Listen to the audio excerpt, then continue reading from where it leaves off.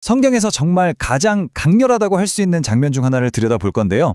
바로 우리의 기도가 어떻게 이 세상을 흔들고 또 역사를 움직이는지 그 엄청난 비밀을 한번 같이 파헤쳐 보려고 합니다. 자, 이야기는요, 우리가 흔히 생각하는 그런 순서대로 시작하지 않아요. 오히려 끝에서부터 시작합니다.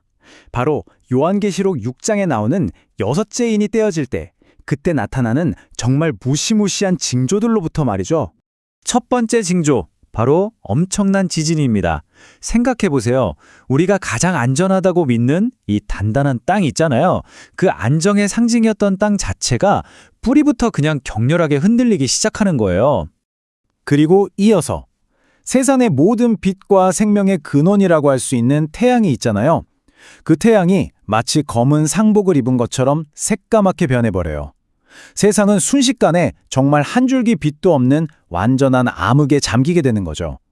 밤이라고 해서 나아질까요? 전혀요. 위안은커녕 어둠 속에서 그나마 희미한 빛이 되어주던 달머저 정말 섬뜩하게 핏빛으로 물들어 버립니다. 그리고 마침내 우리가 매일 보는 저 하늘이요. 그 하늘이 마치 종이 두루마리가 쫙 말려 올라가듯이 사라져버리는 겁니다. 이건 그냥 이상한 날씨 정도가 아니에요. 세상과 우주를 나누던 그 경계 자체가 허물어지고 그 너머에 있는 무언가가 드러나는 그런 순간인 거죠. 자, 이런 우주적인 대격변 앞에서 인류는 과연 어떻게 반응할까요? 네, 바로 온 세상을 마비시켜버리는 끔찍한 공포입니다. 근데 여기서 진짜 중요한 포인트가 있어요. 뭐냐면 예외가 단 한 명도 없다는 겁니다. 이 땅에서 가장 힘 있는 왕부터 가장 힘없는 노예까지 부자든 가난하든 강하든 약하든 모든 사람이 이 절대적인 공포 앞에서 완전히 똑같아지는 거예요. 그들이 뭐라고 외치냐면요. 산과 바위를 향해서 제발 우리 위에 무너져 내려라. 보좌에 앉으신 분의 얼굴과 어린 양의 진노에서 우리를 좀 숨겨다오. 이렇게 절규하는 겁니다. 차라리 죽는 게 낫다는 거죠. 정말 엄청난 아이러니 아닌가요? 평생 하나님 같은 건 없다고 두려워할 필요 없다고 살았던 사람들이 이제 와서는 산에 깔려 뭉개져 죽는 것보다 그분의 얼굴을 마주하는 걸 더 끔찍하게 무서워하고 있다는 거예요? 아니, 근데 도대체 왜 이런 일이 벌어지는 걸까요? 이 상상도 못할 공포의 진짜 원인은 뭘까요? 자, 이게 바로 오늘 우리가 파헤쳐볼 핵심 질문입니다. 이 모든 혼돈은요, 그냥 우연히 일어나는 게 아니거든요. 분명한 이유가 있습니다. 자, 그럼 그 이유가 뭘까요? 놀랍게도 그 해답은 이 땅이 아니라 하늘에 있습니다. 정확히는 방금 본 이 심판이 일어나기 바로 직전 다섯째 인이 떼어졌을 때의 사건 속에 그 단서가 숨어 있어요. 바로 하늘에 있는 제단 아래 하나님의 말씀을 지키다가 또 예수를 증언하다가 죽임을 당한 영혼들, 바로 순교자들의 영혼을 보게 됩니다. 여기서 제단 아래라는 위치가 정말 중요합니다. 그냥 아무 데나 있는 게 아니에요. 제단은 거룩한 희생이 드려지는 곳이잖아요. 그러니까 이분들의 죽음이 결코 헛된 비극이 아니라 하나님께서 받으신 아주 귀하고 신성한 제물이었다는 걸 상징적으로 보여주는 거죠. 그리고 바로 이 거룩한 자리에서 그들의 목소리가 하늘에 울려 퍼집니다. 하나의 간절하고도 강력한 질문을 외치는 거죠. 네, 바로 이 기도.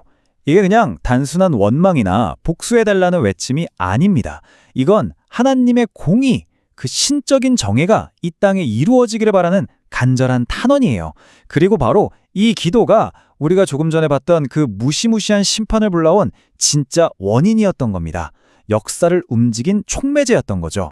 자, 그럼 이렇게 가슴 찢어지는 당신 백성의 기도에 하나님은 과연 어떻게 응답하실까요? 그분의 응답은 크게 두 부분으로 나타납니다.